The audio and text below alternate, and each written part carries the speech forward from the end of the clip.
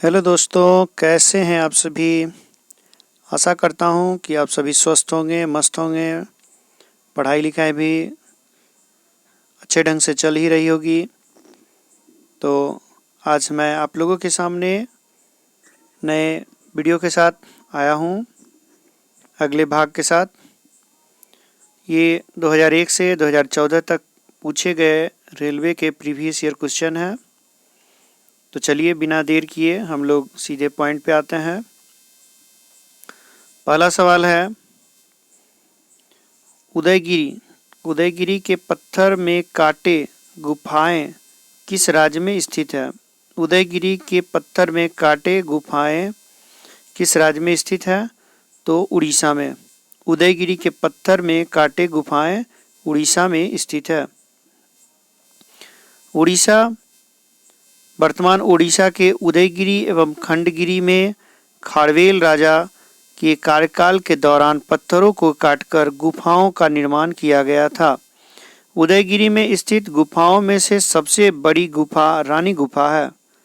उड़ीसा के उदयगिरी एवं खंडगिरी में खारवेल राजा के कार्यकाल के दौरान पत्थरों को काटकर गुफाओं का निर्माण किया गया था। उदयगिरी में स्थित गुफाओं में से सबसे बड़ी गुफा रानी गुफा है। अगला है, सुमेलित करने के लिए है। तो इसका सही सुमेलित जो है सो हम लोग सीधे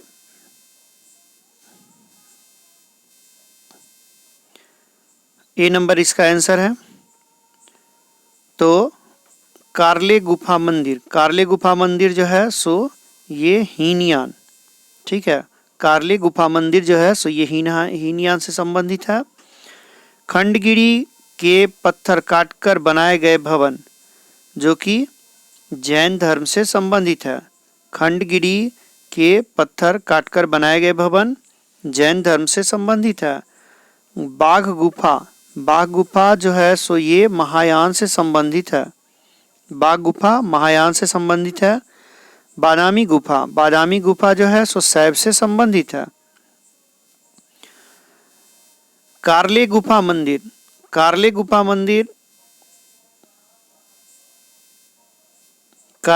मंदिर हीनयान या कट्टरपंथी बौद्ध भिक्षुओं का संप्रदाय था। इसे श्रावकयान भी कहा जाता है। कार्ले गुफा मंदिर हीनयान यह कट्टर बौद्ध भिक्षुओं का संप्रदाय था। इसे श्रावकयान भी कहा जाता है। धर्म से संबंधित है। खंडगिरी के पत्थर काटकर बनाए गए भवन जैन धर्म से संबंधित हैं। खंडगिरी के पत्थर काटकर बनाए गए भवन जैन धर्म से संबंधित हैं। खंडगिरी उड़ीसा पर खारवेल के जैनों के लिए मठ बनाए थे। खंडगिरी उड़ीसा पर खारवेल ने जैनों के लिए मठ बनवाए थे। बाघ गुफा बौद्ध धर्म का महायान शाखा से संबंधित है। बाघ गुफा जो है सो बौद्ध धर्म से संबंधित है और बौद्ध धर्म के महायान से संबंधित है। बादामी में चालुक्य पुलकेशिन प्रथम ने शैव मंदिर का निर्माण करवाया था। शैव मंदिर का निर्माण किसने करवाया था? तो बादामी में करवाया था जो है सो चालुक्य पुलकेशिन प्रथम ने। चालुक्य शासक था पुलकेशिन प्रथम, जो कि बादामी में शैव मंदिर का निर्माण करवाया था और इसका शासनकाल था 543 से 566 ईस्वी तक। अगला सवाल है, निम्न शासकों में से किसने प्रत्येक 5 वर्ष पर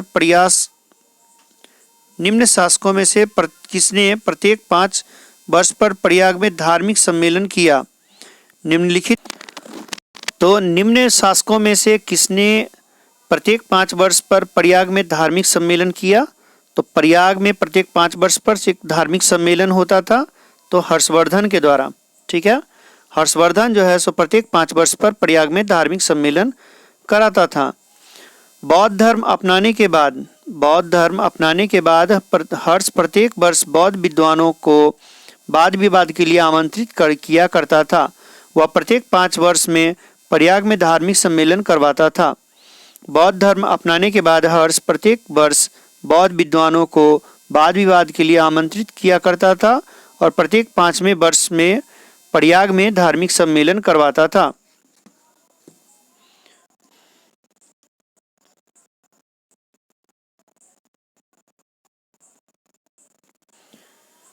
अगला है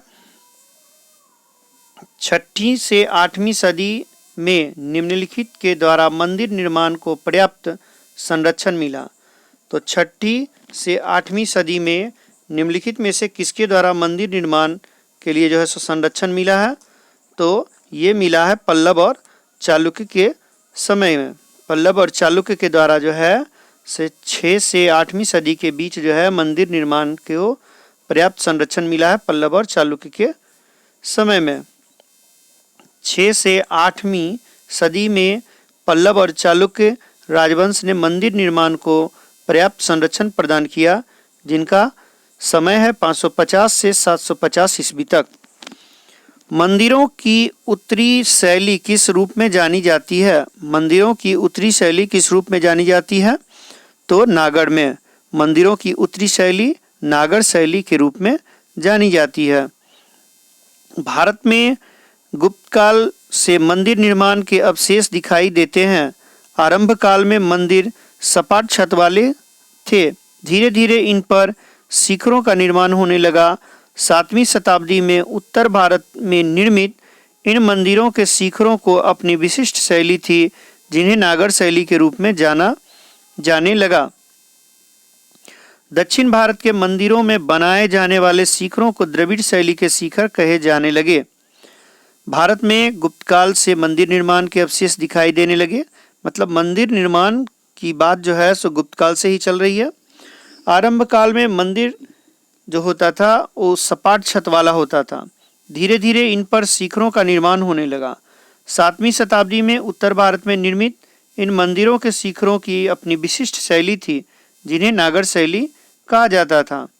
दक्षिण भारत में मंदिरों में बनाए जाने वाले शिखरों की द्रविड़ शैली कही जाती थी। अगला है चित्रकला। चित्रकलाओं पेंटिंग्स में बृहद पैमाने के भित्ति चित्रों ने लघु चित्र शैली का मार्ग प्रशस्त किया। कह रहा है कि चित्रकलाओं अर्थात पेंटिंग में बृहद पैमाने के भित्ति चित्रों ने लघु चित्र शैली का मार्ग प्रशस्त किया। तो कब था चित्रकला की बात है? तो यह जो है सो 6वीं शताब्दी के बाद। 6वीं शताब्दी के बाद भारत में चित्रकला गुप्त काल में अपने चरम पर था। भारत में चित्रकला जो था गुप्त काल में अपने चरम पर था। गुप्त काल तक चित्रकला में पूर्णत्व आ गया था। इसी कारण 6वीं शताब्दी ईस्वी के बाद लघु चित्र शैली का मार्ग प्रशस्त हुआ। अगला है महाबलीपुरम में स्थित मंदिर संबंधित है तो पल्लव वंश से। महाबलीपुरम में स्थित मंदिर संबंधित है किस वंश से? तो पल्लव वंश से। किस राजवंश के दौरान महाबलीपुरम के मंदिर स्थापित हुए थे?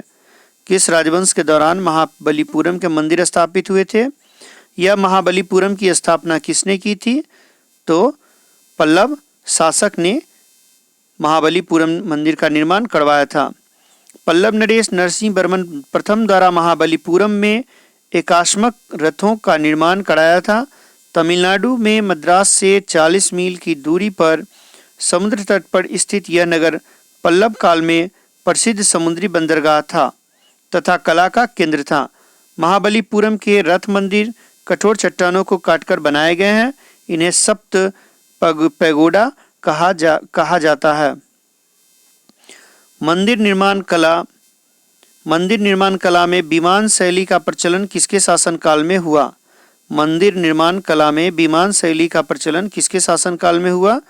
तो चोल वंश के समय में हुआ था। ये चोल वंश के समय में हुआ था। आगे है मंदिर निर्माण कला। मंदिर निर्माण कला में विमान शैली का प्रचलन चोल के शासनकाल में हुआ था। विशालकाय विमान शिखर, मध्य में विस्तृत आंगन तथा प्रवेश द्वार चोल मंदिर की विशेषता है। मंदिर निर्माण कला की विमान शैली का प्रचलन चोल काल के समय में हुआ। विशालकाय विमान या शिखर, मध्य में विस्तृत आंगन तथा प्रवेश द्वार चोल मंदिर की विशेषता है।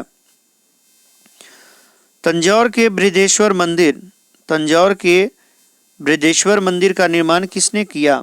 तंजौर के बृहदेश्वर मंदिर का निर्माण किसने किया? तो राजराजा चोल ने।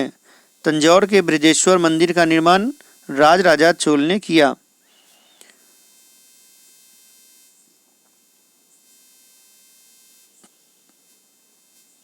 पूर्व मध्य काल में तंजौर या तंजावुर नगरी चोल साम्राज्य की राजधानी थी। पूर्व मध्य काल में तंजौर या तंजावुर नगरी चोल साम्राज्य की राजधानी थी। तंजौर को मंदिर की नगरी कहना अधिक उपयुक्त होगा क्योंकि यहाँ पर 75 छोटे बड़े मंदिर हैं। तंजौर को मंदिर की नगरी कहना अधिक उपयुक्त होगा क्योंकि यहाँ पर 75 छोटे बड़े मंदिर हैं। तंजौर चोल शासक राजराजा द्वारा निर्मित भव्य बृहदेश्वर मंदिर के लिए प्रसिद्ध है। तंजौर जो है सो चोल शासक राजराजा द्वारा निर्मित भव्य बृहदेश्वर मंदिर के लिए प्रसिद्ध है। ये जो है राजराजा का शासनकाल 985 ईस्वी से लेकर के 1014 ईस्वी तक रहा। इस मंदिर का शिखर 190 फीट ऊंचा है तथा शिखर पर पहुंचने के लिए 14 मंजिलें हैं। इनमें एक विशाल शिवलिंग है।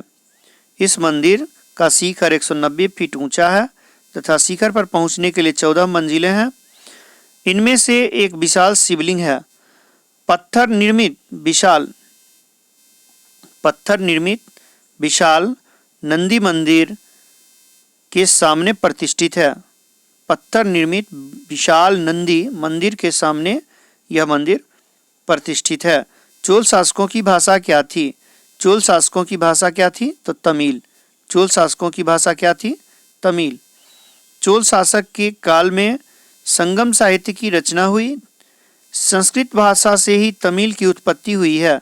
इस कारण चोल शासकों की भाषा तमिल थी। चोल सम्राट का शासनकाल तमिल साहित्य का स्वर्णकाल था। चोल शासकों के काल में संगम साहित्य की रचना हुई थी। संगम साहित्य की रचना किस शासनकाल में हुई थी? तो चोल के समय में संगम साहित्य की रचना हुई थी। संस्कृत भाषा से ही तमिल की उत्पत्ति हुई है। तमिल भाषा की उत्पत्ति किस भाषा से हुई है? तो संस्कृत से हुई है। इस कारण चोल शासकों की भाषा तमिल थी। चोल सम्राटों का शासनकाल तमिल साहित्य का स्वर्ण काल था। तमिल साहित्य का स्वर्ण काल जो था चोल सम्राट के समय को कहा गया है। राष्ट्रकूटों द्वारा निर्मित प्रसिद्ध मंदिर कौन सा है? राष्ट्रकूटों द्वारा निर्मित प्रसिद्ध मंदिर कौन सा है? तो एलोरा। एलोरा जो है सो राष्ट्रकूट द्वारा निर्मित प्रसिद्ध मंदिर है। किस राजवंश ने एलोरा कैलाश मंदिर का निर्माण कराया? किस राजवंश के एलोरा कैलाश मंदिर का निर्माण कराया था? तो किस राजवंश द्वारा एलोरा कैलाश मंदिर का निर्माण कराया गया? तो शैल्योत्कीर्ण अर्थात पत्थर काटकर बनाया गया कैलाशनाथ मंदिर या कैलाश मंदिर एलोरा जो कि महाराष्ट्र में स्थित है, इसका निर्माण राष्ट्रकूट शासक कृष्ण प्रथम ने कराया था। यह द्रविड़ शैली में निर्मित मंदिर है। कृष्ण प्रथम का शासनकाल 754 से 772 ईस्वी तक है। अजंता एवं एलोरा की गुफा स्थित है। अजंता एवं एलोरा की गुफा जो स्थित है वह कहाँ है? तो अजंता एवं एलोरा की गुफा महाराष्ट्र में स्थित है। अजंता एवं एलोरा की गुफा महाराष्ट्र में स्थित है। अजंता एवं एलोरा की गुफा महाराष्ट्र के औरंगाबाद जिले में स्थित है। ये शैलोत्कीर्ण गुफाएं अपने चित्रांकन एवं वास्तु सौंदर्य के लिए विश्व विरासत के रूप में विख्यात है। अजंता एवं एलोरा की गुफा महाराष्ट्र के औरंगाबाद जिले और यह जो है सो चित्रांकन एवं वस्तु सौंदर्य के लिए विश्व विरासत के रूप में विख्यात है। निम्नलिखित में से कौन सबसे प्राचीन है? तो अजंता जो है, अजंता की गुफा जो है सो सबसे प्राचीन है। अजंता गुप्तकालीन है। अजंता जो है सो गुप्तकालीन है। कुतुब मीनार जो है सो सल्तनत कालीन है। ताजमहल जो है सो मुगल कालीन है और खजुराहो जो है सो राजपूत कालीन है। अजंता की गुफा जो बनी थी वह गुप्त काल के समय में बनी थी।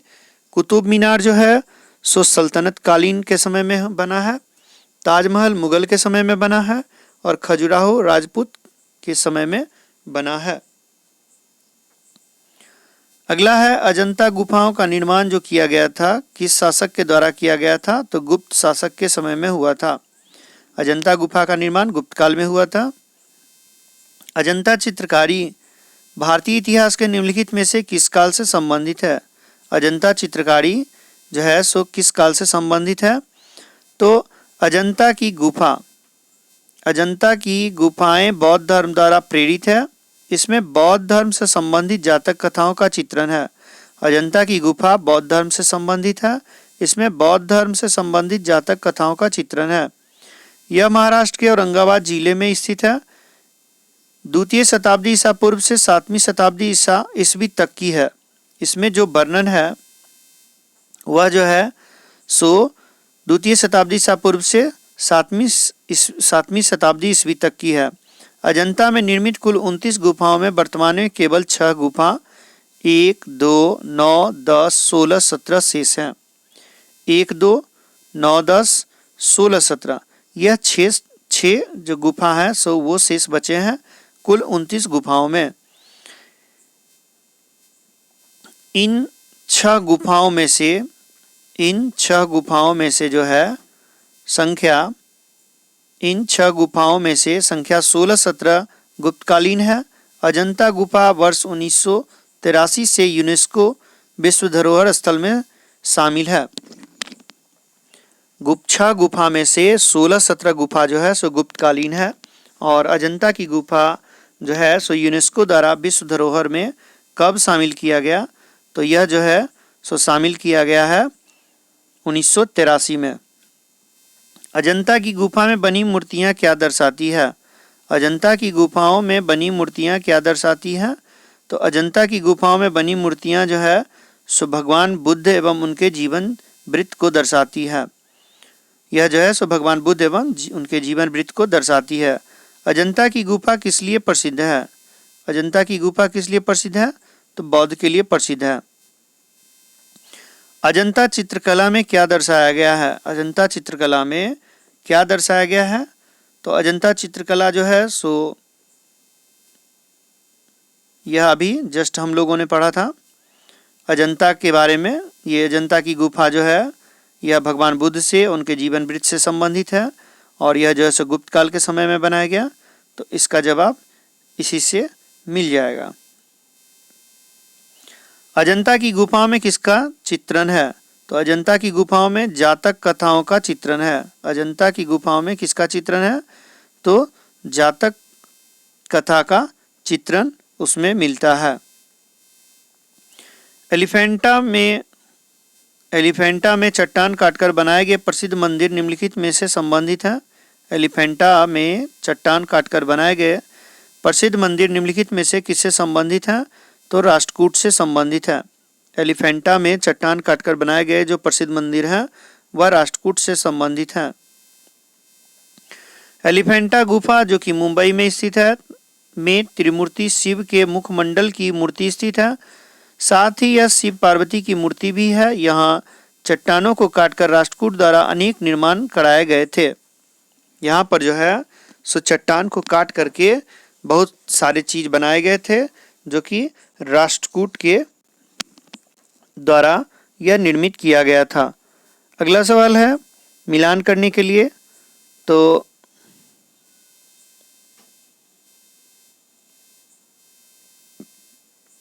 हम लोग इसकी व्याख्या देख लेते हैं। नागार्जुन कनिष्क के समय का प्रसिद्ध बौद्ध धर्म का आचार्य था। नागार्जुन कनिष्क के समय का प्रसिद्ध बौद्ध धर्म का आचार्य था। इसने शून्यवाद का प्रतिपादन कर बौद्ध धर्म के विस्तार में महत्वपूर्ण योगदान दिया। नागार्जुन ने शून्यवाद का विकास किया था और इस तरह से उसने बौद्ध धर्म के विस्तार में महत्वपूर्ण योगदान दिया। शंकराचार्य अद्वैतवाद के समर्थक थे। शंकराचार्य किसके समर्थक थे? अद्वैतवाद के समर्थक थे। इन्होंने भक्ति से ज्यादा ज्ञान पर बल दिया और ज्ञान को ही मुक्ति मार्ग बताया। अंडाल दक्षिण भारत की महिला अलवार संत थी। अंडाल जो थी कौन थी? वो दक्षिण भारत की महिला थी जो कि अलवार संत थी। रामानुज ने ज्ञान प्राप्ति का आधार भक्ति को बताया है। रामानुज ने ज्ञान प्राप्ति का आधार किसको बताया है? तो भक्ति को बताया है।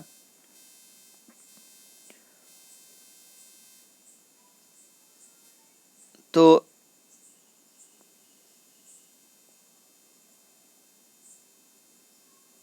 अंडाल जो एक महिला संत थी, ठीक है।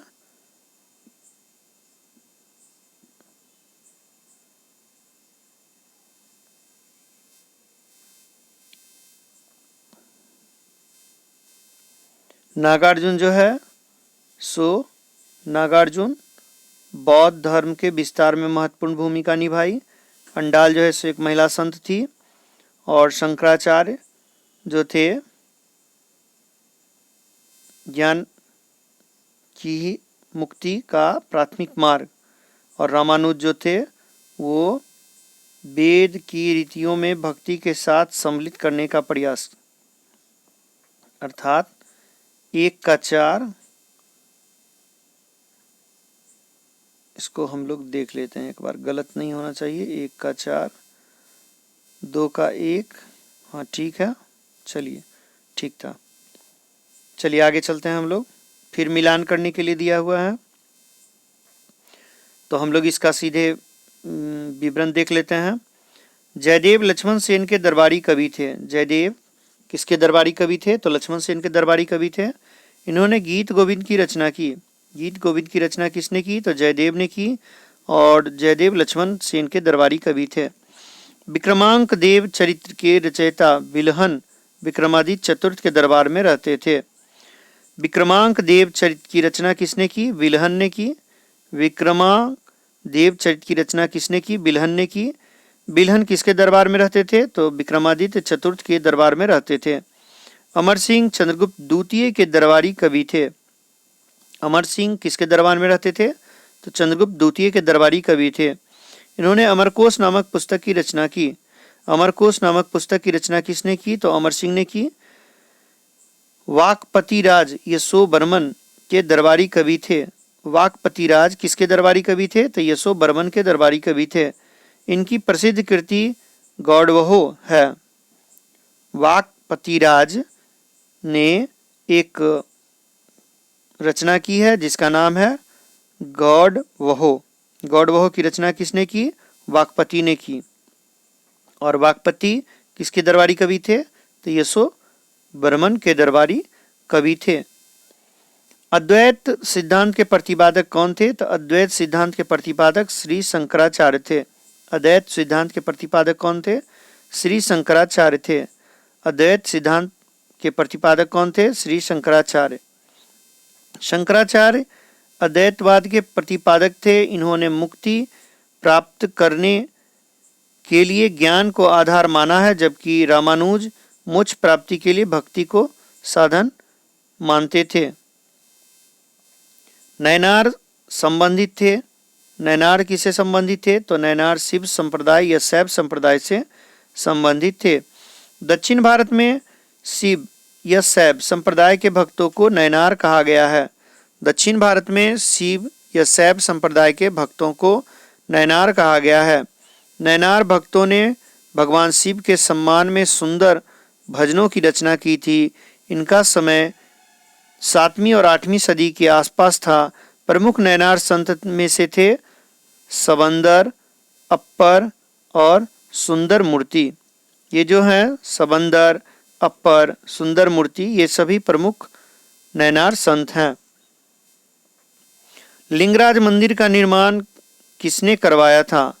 तो इनमें से कोई नहीं दे रहा है आंसर। लिंगराज मंदिर का निर्माण, ये जो 4 ऑप्शन है उसमें से कोई नहीं है। पुरी स्थित विश्व प्रसिद्ध भगवान जगन्नाथ मंदिर किस वंश के शासक ने बनवाया था? पुरी स्थित जो जगन्नाथ मंदिर है उसको किसने बनवाया था? तो इन सब का सवाल का जवाब जो है, इन दोनों सवाल का जवाब इस विवरण में दिया हुआ है। भुवनेश्वर अर्थात उड़ीसा में लिंगराज मंदिर का निर्माण केसरी वंश के राजा ययाति केसरी ने करवाया था। भुवनेश्वर स्थित या उड़ीसा स्थित लिंगराज मंदिर का निर्माण जो कराया था केसरी वंश के राजा ययाति केसरी ने कराया था। यह पूर्ण विकसित आर्य नागर शैली का सर्वोत्तम उदाहरण है। यह पूर्ण विकसित आर्य नागर शैली का सर्वोत्तम उदाहरण है।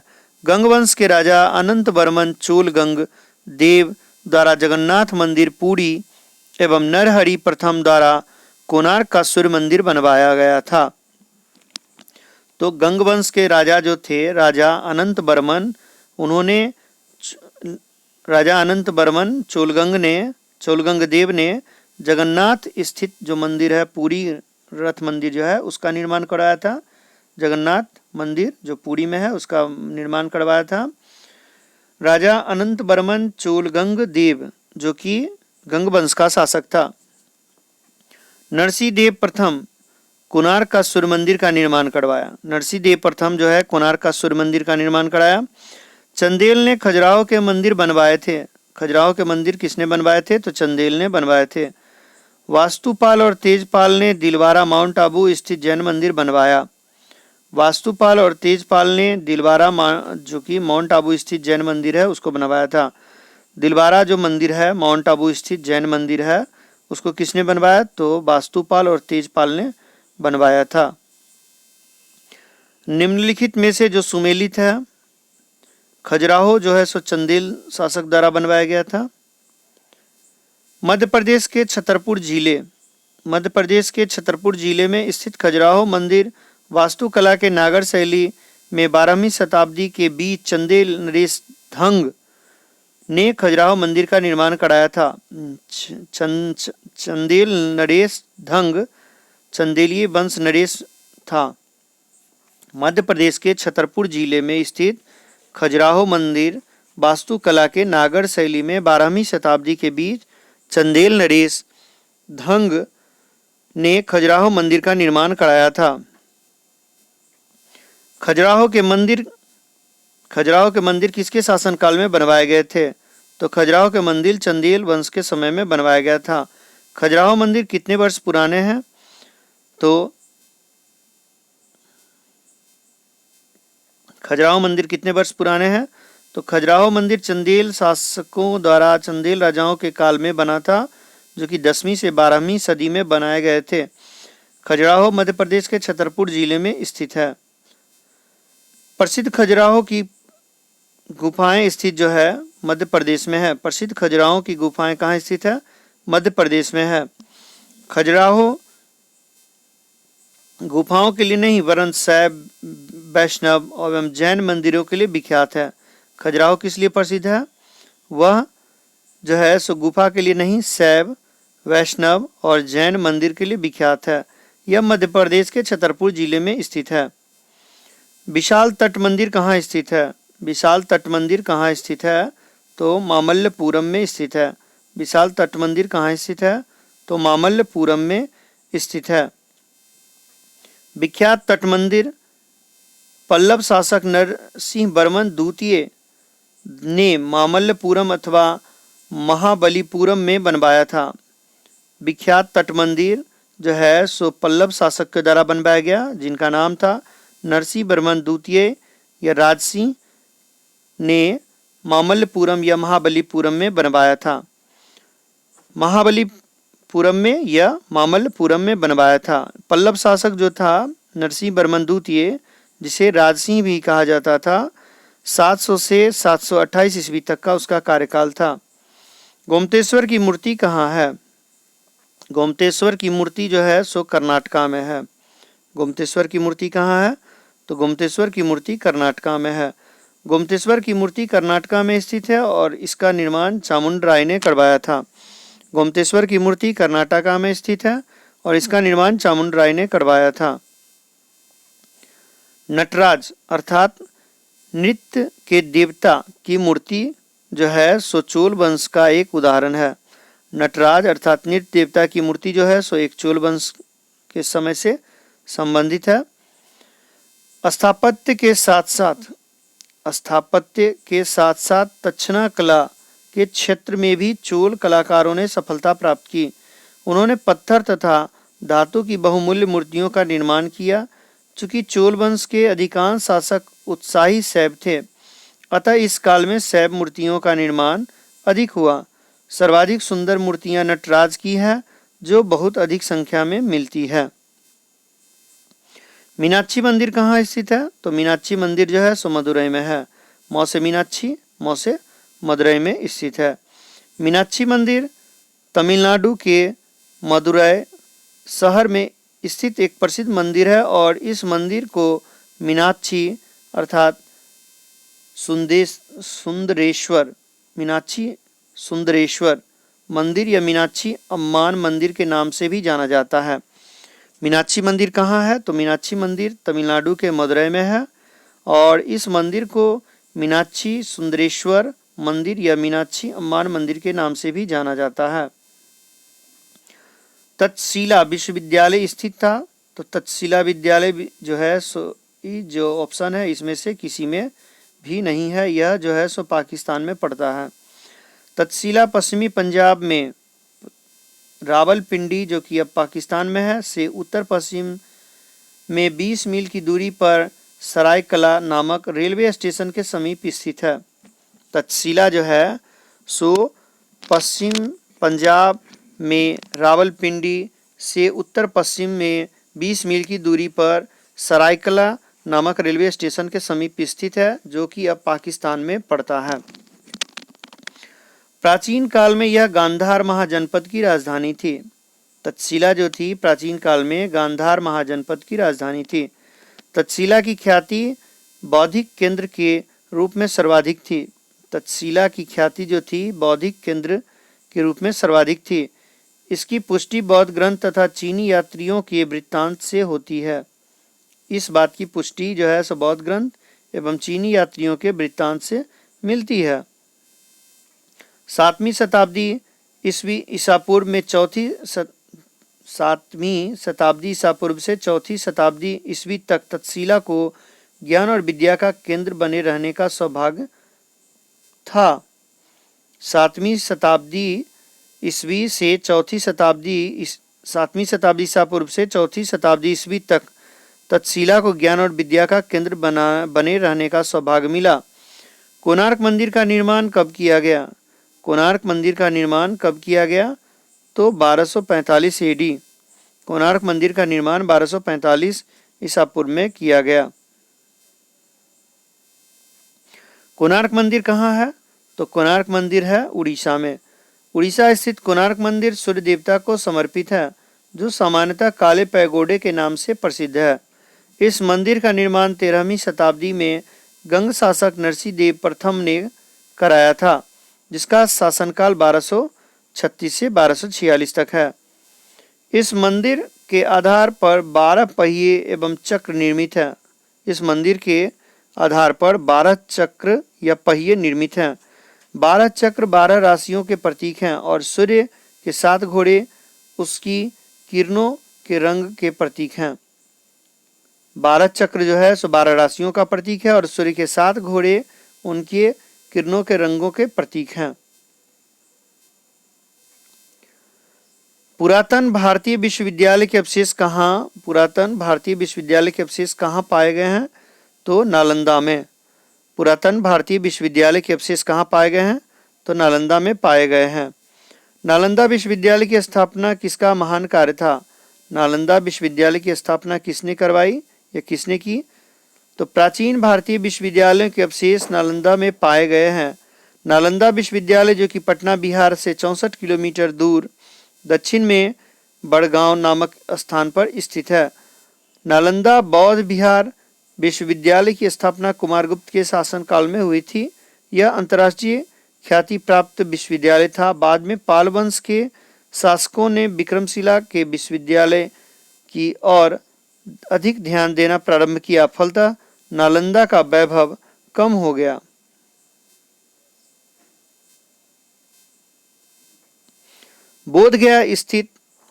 बोधगया में प्रसिद्ध महाबोधि मंदिर किस शासक ने बनवाया था? बोधगया में प्रसिद्ध महाबोधि मंदिर किस शासक ने बनवाया था? तो महाबोधि मंदिर किस शासक ने बनवाया था? तो अशोक ने बनवाया था। बोधगया जो स्थित महाबोधि मंदिर है उसकी उसको किस शासक ने बनवाया था? तो अशोक ने बनवाया था। बोधगया स्थित प्रसिद्ध महाबोधि मंदिर का निर्माण प्रसिद्ध मौर्य शासक अशोक द्वारा कराया गया।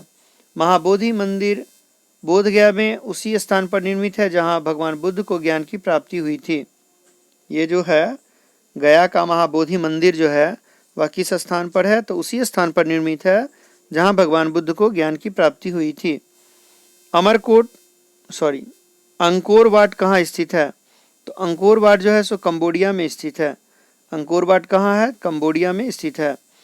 अंकोर वाट कंबोडिया में स्थित है। यहाँ का विष्णु मंदिर जिसका निर्माण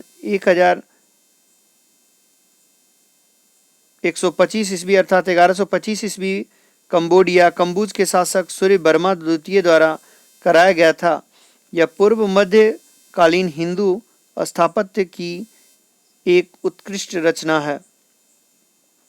ये जो है अंकोर वाट कंबोडिया में स्थित है।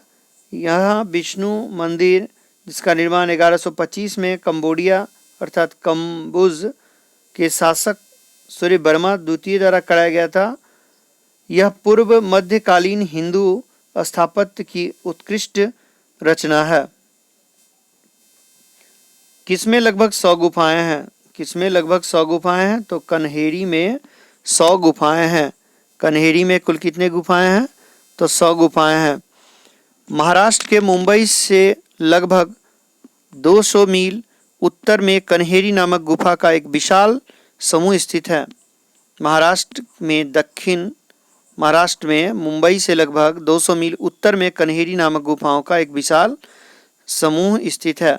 अनेक वर्षों तक इन गुफाओं में बौद्ध भिक्षुओं का निवास रहा था। ये जो कन्हेरी गुफा है उसमें अनेक वर्षों तक बौद्ध भिक्षुओं का निवास रहा। ये 8वीं-9वीं शताब्दी की है। यहाँ पर बुद्ध की 2 भीमकाय प्रतिमाएं एवं बोधिसत्व अवलोकितेश्वर की एक खड़ी प्रतिमा है। यहाँ जो है बुद्ध की 2 भीमकाय प्रतिमा एवं बोधिसत्व आलोकितेश्वर की एक खड़ी प्रतिमा है। दिलवारा के जैन मंदिर का निर्माण किसने कराया था? दिलवारा के जैन मंदिर का निर्माण किसने कराया था? तो दिलवारा के जैन मंदिर का निर्माण चालुक्य ने कराया था। दिलवारा के जैन मंदिर का निर्माण किसने कराया था? तो चालुक्य ने करवाया था। विख्यात दिलवारा मंदिर कहाँ स्थित है? चालुक्य राजाओं के शासन काल में गुजरात के अनहिलवार एवं राजस्थान के आबू पर्वत पर अनेक भव्य मंदिरों का निर्माण कराया गया। चालुक्य राजाओं के समय में गुजरात के अनहिलवार और राजस्थान के माउंट आबू पर्वत पर अनेक भव्य मंदिर का निर्माण कराया। आबू पर्वत पर 2 प्रसिद्ध संगमरमर के मंदिर हैं जिन्हें दिलवारा का जैन मंदिर कहा गया है। पहले में आदिनाथ की मूर्ति थी तथा दूसरे मंदिर को तेजपाल कहा जाता था। पहले में आदिनाथ की मूर्ति थी तथा दूसरे मंदिर को तेजपाल कहा जाता था। पहले मंदिर का निर्माण भीमदेव प्रथम के मंत्री विमल शाह ने करवाया था। पहले मंदिर का निर्माण भीमदेव प्रथम के मंत्री विमल शाह ने करवाया था। ईसा की 3री सदी से जबकि हुनों के आक्रमण ने रोमन साम्राज्य का समाप्त कर दिया, भारतीय व्यापारी अधिकाधिक किस पर निर्भर थे? ईसा की 3री सदी में जब हुनों के आक्रमणों ने रोमन साम्राज्य को समाप्त कर दिया तो भारतीय व्यापारी अधिकाधिक किस पर निर्भर थे? तो दक्षिणी पूर्वी एशियाई व्यापार। 3री सदी ईस्वी में हुनों द्वारा रोमन साम्राज्य के पतन के बाद भारतीय व्यापारियों ने दक्षिण पूर्व एशिया के साथ व्यापार को बढ़ावा दिया। 3री सदी ईस्वी में हुनों द्वारा रोमन साम्राज्य के पतन के बाद भारतीय व्यापारियों ने दक्षिण पूर्व एशिया के साथ व्यापार को बढ़ावा दिया। तिरुपति मंदिर अवस्थित है तो आंध्र प्रदेश में। तिरुपति मंदिर अवस्थित है आंध्र प्रदेश में। तिरुपति मंदिर आंध्र प्रदेश में 7 पहाड़ियों के झुंडों के शिखर पर स्थित है। तिरुपति मंदिर आंध्र प्रदेश में 7 पहाड़ियों के झुंड के शिखर पर स्थित है। यह मंदिर दक्षिण भारतीय मंदिर स्थापत्य का एक अद्भुत नमूना है। यह मंदिर दक्षिण भारतीय मंदिर स्थापत्य का एक अद्भुत नमूना है। महाबलेश्वर अवस्थित है। तो महाबलेश्वर कहाँ है? तो महाबलेश्वर महाराष्ट्र में है। महाबलेश्वर कहाँ है? महाराष्ट्र में है। महाबलेश्वर महाराष्ट्र की सुंदर पहाड़ी नगर है। यहाँ झील एवं सुंदर बाग हैं। यह पुणे से 120 किलोमीटर दूर है। यह एक पर्यटक स्थल है। तो महाबलेश्वर जो है सो महाराष्ट्र का एक सुंदर पहाड़ी नगर है। यहाँ झील एवं सुंदर बाग हैं और यह पुणे से 120 किलोमीटर दूर है और यह एक पर्यटक स्थल है। संगम काल का सर्वाधिक महत्वपूर्ण नगर कौन था? संगम काल का सर्वाधिक महत्वपूर्ण नगर कौन सा था? तो मदुरै। संगम काल का सर्वाधिक महत्वपूर्ण नगर कौन था? तो मदुरै था। संगम काल का जो है सो सर्वाधिक महत्वपूर्ण नगर मदुरै। कावेरी अर्थात पुहार संगम युग में चोलों का प्रमुख बंदरगाह था।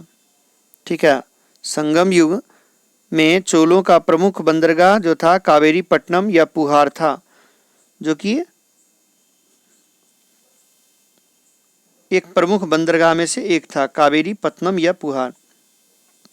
मदुरा या मदुरै पांड्य की राजधानी थी। मदुरै पांड्य की राजधानी थी तथा प्रथम एवं द्वितीय संगम मदुरै में ही हुए थे। द्वितीय संगम मदुरै में ही हुए थे। अतः मदुरै संगम युग में सर्वाधिक महत्वपूर्ण रहा है। अतः मदुरै संगम युग में सर्वाधिक महत्वपूर्ण रहा है। अगला सवाल है, विक्रमशिला विश्वविद्यालय की स्थापना किस शासक ने किया था? तो धर्मपाल ने विक्रमशिला विश्वविद्यालय की स्थापना की थी। विक्रमशिला विश्वविद्यालय की स्थापना पाल वंशीय शासक धर्मपाल ने किया। बिहार राज्य के भागलपुर से 25 मील की दूरी पर स्थित है। धर्मपाल जिसका शासनकाल है 770 ईस्वी से 810 ईस्वी तक और बिहार के जो है सो भागलपुर जिले से 25 मील दूर पर स्थित विक्रमशिला विश्वविद्यालय की स्थापना पाल शासक धर्मपाल ने की थी। यहाँ बौद्ध धर्म एवं दर्शन के अतिरिक्त न्याय, तत्वज्ञान, व्याकरण आदि की शिक्षा दी जाती थी। यहाँ पर जो है सो किस किस चीज़ की शिक्षा दी जाती थी? तो यहाँ बौद्ध धर्म दर्शन के अतिरिक्त अन्य जो है सो इसके अलावा जो है सो न्याय, तत्वज्ञान, व्याकरण की भी शिक्षा दी जाती थी। यह बौद्ध धर्म के महायान शाखाओं का एक प्रमुख केंद्र था। बौद्ध धर्म जो है सो महायान शाखाओं का एक प्रमुख केंद्र था। मूर्तिकला का गांधार स्कूल निम्नलिखित शैलियों का एक सम्मिश्रण था। मूर्तिकला का गांधार स्कूल निम्नलिखित शैलियों का एक सम्मिश्रण था। तो यह जो है सो भारतीय एवं ग्रीक शैलियों का एक सम्मिश्रण था। मूर्तिकला का जो गांधार स्कूल था, शैली था, वह किसका सम्मिश्रण था? तो भारतीय और ग्रीक शैलियों का सम्मिश्रण था। मूर्तिकला का गांधार स्कूल भारतीय एवं ग्रीक शैलियों का एक सम्मिश्रण था। गांधार कला में सर्वप्रथम बुद्ध की मूर्ति का निर्माण किया गया था। मथुरा कला भारतीय कला की मथुरा कला जो है सो भारतीय शैली की एक कला है।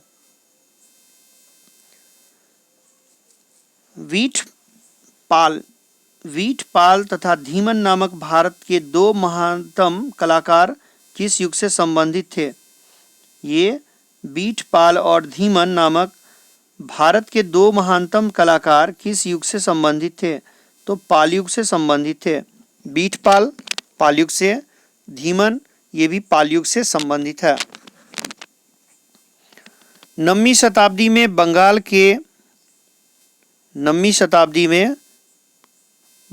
के पाल राजा जो कि पाल युग के समय का था, वीठपाल एवं धीमन दोनों प्रसिद्ध कलाकार एवं मूर्तिकार थे। ये नालंदा के निवासी थे। ये जो थे वीठपाल और धीमन, ये पाल समय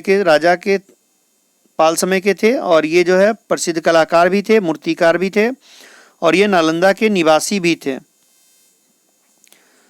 तो आज का वीडियो यहीं समाप्त होता है। फिर हम लोग मिलते हैं एक नए वीडियो के साथ। तब तक आपको मेरे द्वारा बनाई गई वीडियो अगर अच्छी लगे तो please like and subscribe Mokama classes, और इसे अपने मित्रों से भी फॉरवर्ड करें, इसे ज़्यादा से ज़्यादा शेयर करें और मोकामा क्लासेस को सब्सक्राइब कर लें और इसे लाइक भी करें। फिर हम लोग मिलते हैं एक नए वीडियो के साथ। तब तक के लिए जय हिंद।